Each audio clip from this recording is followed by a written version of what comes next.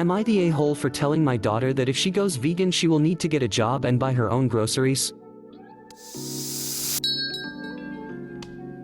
My daughter 15 almost 16 went vegetarian about a year ago. Overall it went well and didn't add much to the grocery list. The family already didn't eat much meat. She has been talking about going vegan for a while, and last time I got groceries she asked me to pick some stuff up. Overall it almost doubled the price of our grocery bill. Also I found most of the food to be bad. Vegan cheese has to be the grossest thing I ever tried. She kept talking about it and I sat her down. I told her if she goes vegan she will have to get her own job and pay for her groceries. That we cannot afford to double the grocery bill, and I am not going to replace things with alternatives that the family doesn't like. This resulted in an argument and she is calling me a jerk. My ex-wife is on my ass about it and I told her she can pay for our extra groceries if that's a big enough issue for her. She also thinks I am a jerk. Edit, we already buy rice and whatnot. The issue is the staple foods, like pasta, bread and so on. She can't just eat rice and beans. That's not healthy. Info: have you sat down with your daughter and tried to come up with alternatives to what she's asking you to buy? Have you sat down with her and talked with her to come up with a meal plan that you can fit into your budget? I don't know your budget, so I can't really give any kind of judgment off of that. Were it me, though, I'd have a tough time making my daughter go out and buy her own food at 15-16, though. Now, I certainly would tell her that I'm not going to cook 2 different meals every night, so if she wants something other than what I've prepared for the family, she's going to have to cook it herself. I showed her the budget and there isn't much room in it at all. Food is already expensive and I won't be dipping into the extra money that goes into savings. I can't be messing up the emergency savings fund and the funds that go into it. Her options are literally pay for it herself or eat what I provide. Edit, eating the same thing almost every day isn't healthy. She can't be eating rice and beans 5 times a week. This is common sense. Also she will get real sick of it really quick. I mean, she can go vegan and not have vegan cheese. There are so many options with just getting more vegetables and being creative with cooking. What else is she asking for that's increasing the bill? Not the a-hole for refusing to buy those vegan convenience food items, much like their non-vegan counterparts, are more expensive than buying from scratch ingredients.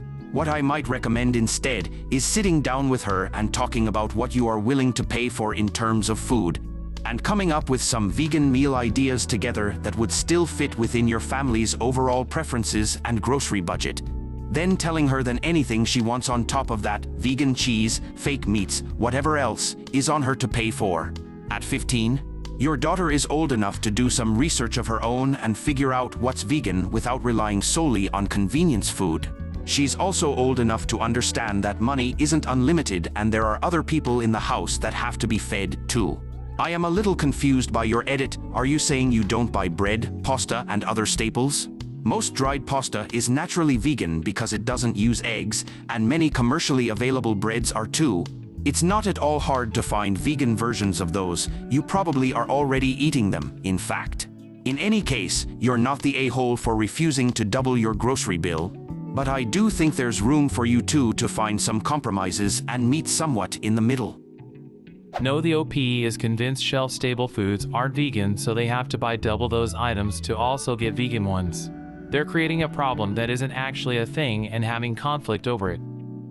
It sounds to me like either OP, daughter, or both really don't know much about vegan food. This could be easily resolved if they did a little reading. Hopefully the informative posts here work.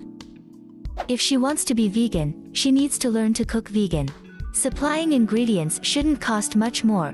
Buying prepared vegan is expensive. If it is so important to her, she will do it. If not, she can eat what is provided and exclude what she doesn't want.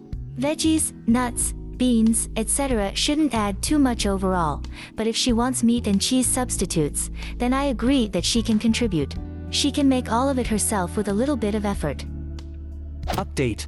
I just learned white sugar isn't vegan. Seriously, why? That makes it so much harder.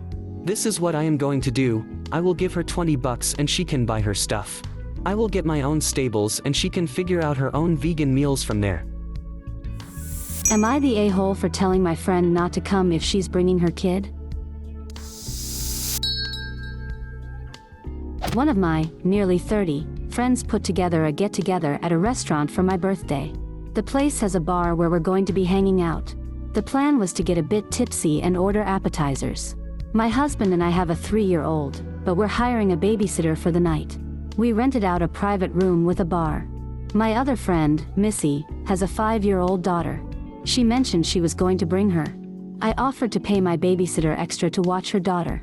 Missy said no because her daughter is in daycare all day and she doesn't want her to have to then be with a sitter. I said I understand, but I don't think it's appropriate for her to come. 1, I know our group.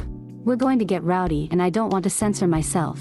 2, Missy's daughter is like a lot of 5-year-olds. She doesn't sit still, wants to run over the place. Missy admits she doesn't bring her out to restaurants much because she doesn't know how to act. But I also know Missy will just sort of let her as she's very permissive. I spoke to my friend who put it together and said I don't want any kids there. There's a reason I got a sitter for my own kid.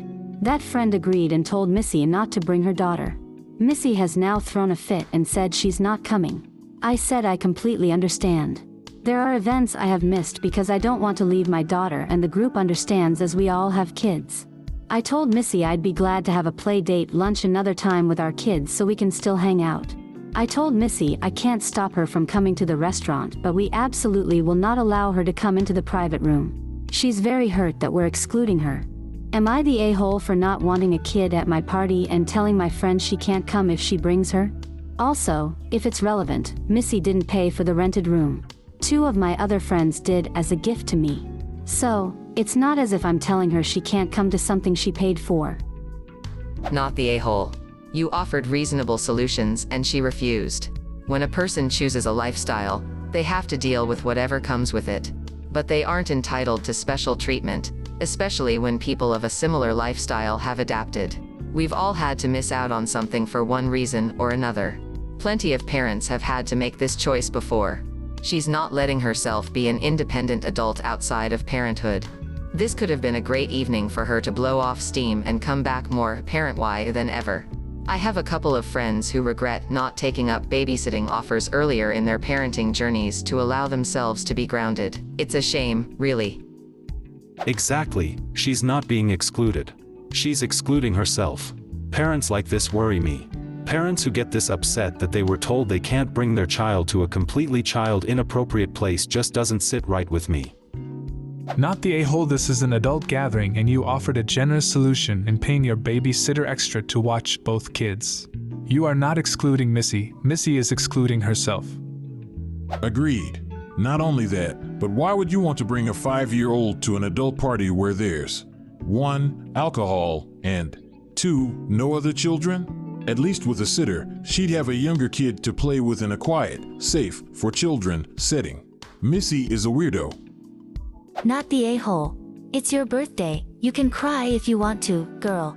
Basically what you want at your party goes, especially as this friend was not involved in the rental or planning process.